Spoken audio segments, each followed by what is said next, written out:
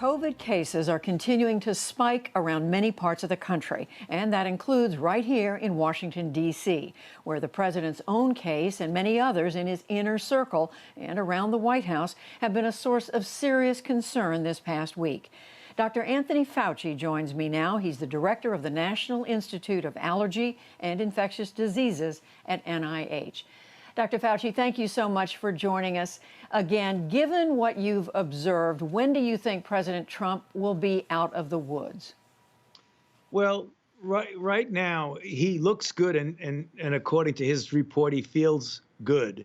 It is entirely conceivable that he is already well on his way to being out of the woods. The one thing that his physicians are well aware of, and anyone who takes care of COVID-19 patients are aware of, is that this is a strange type of a virus, because you can feel good for a few days in a row, and then you could have a really, unexpected downturn where your condition worsens. I hope that doesn't happen. It's unlikely it will, but it has happened in the past to people, which is the reason why his physicians are aware of that and are making sure they're monitoring it. Even though he's out in the White House doing things and working, he still needs to be careful that he doesn't relapse. So we're hoping he doesn't. I don't think he will, but it's conceivable that he might. Do you know when his last COVID negative test was, and is that relevant? I do not know, Judy. I'm not privy to that information, to be honest with you. I just don't know when his last negative test was. Is it relevant?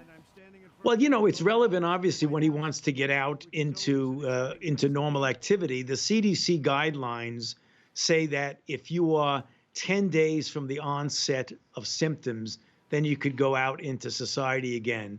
So if you look at the time when he first got symptoms, I believe that was Thursday, you want to count 10 days from them when he can generally safely go out. They usually back it up with negative tests by the PCR, which is likely what would happen. But he seems to be on, a recovering course, which we're all pleased about.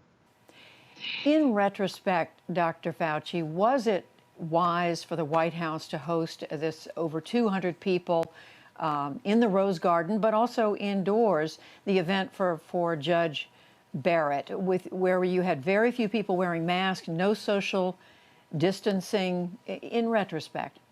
I'd have to answer it with a little modification rather than making judgment on a specific episode.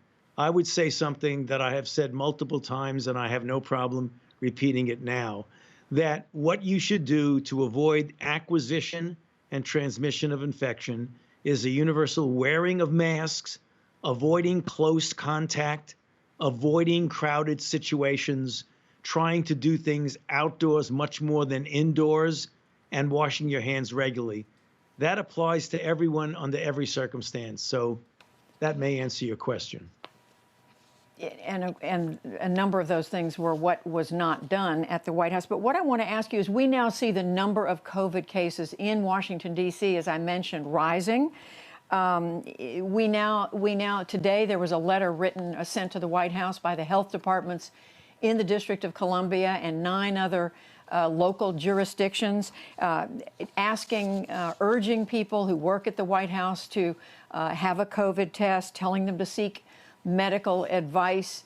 My question is, is it your sense that the White House has taken the precautions it could? We know they've turned down the CDC offer to help with contact tracing, but does it appear they've taken the steps they should have? The only way that you could, in all honesty and transparency, answer the question is say what it is that should have been done. Whether they did it or not, I don't know. But clearly, when you have a situation when someone comes into close contact with a documented infected person, that means within 6 feet of a person for 15 minutes or more, who is documented to have coronavirus infection. And the rules are that you should get tested, number one, and even if you're negative, you should have either 14 days of quarantine, or if a person is in a situation where they are an essential personnel, they can go into society, but they've got to A, wear a mask, B, be conscious of distances, C, wash their hands frequently, and D, if they get any symptoms, they got to pull themselves out of circulation. So those guidelines are very clear of what happens when you are in direct contact with someone who has a documented infection. Dr. Fauci, the United States has been fighting COVID-19 since, January, when the first person was hospitalized. Here we are, it's mid-October almost, and despite the summer slowdown and all the efforts to shut down, wear masks, social distancing, and all the things you're talking about, we're seeing an increase in many American states and many American cities.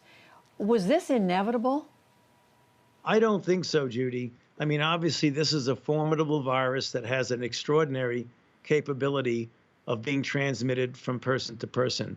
But the kind of outbreak that we had in the United States and that many other countries have had does not necessarily have to have been inevitable. Certainly, there would be considerable number of infections.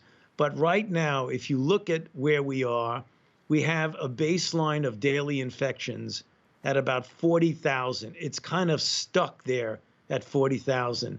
That's of concern to me because as we enter the cooler months of the fall and the colder months of the winter, to be able to contain infection when people are more indoors than they are outdoors is going to be problematic. And we're going to have to double down on the things that we likely should have done consistently. But if you look at the response as a whole, there really has been inconsistency. You recall when we had the big spikes that went up to 70,000 cases per day, there were some states that didn't abide by the checkpoint and the phase 1, phase 2, phase 3 guidelines. And then, to their own credit and to be fair to them, there were some states that tried to do it right. It didn't have to be this bad if we had done it in a way where people uniformly abided by the public health measures that we've been talking about consistently, essentially every day. And just finally, a number of professional football players testing positive in recent days. Do you think there's a real chance that this football NFL season may have to be called off? You know, there's always a danger of that, Judy. I hope that that's not the case. They put a lot of good faith effort in trying to make it work. If it turns out that those efforts fail, that's really unfortunate, but I would leave that up to the judgment. The critical issue is the safety, the welfare, and the health of the players and the personnel associated with them. That's got to take precedent over everything else. Dr. Anthony Fauci, we thank you so much. Thank you, Judy. I appreciate you having me on your show.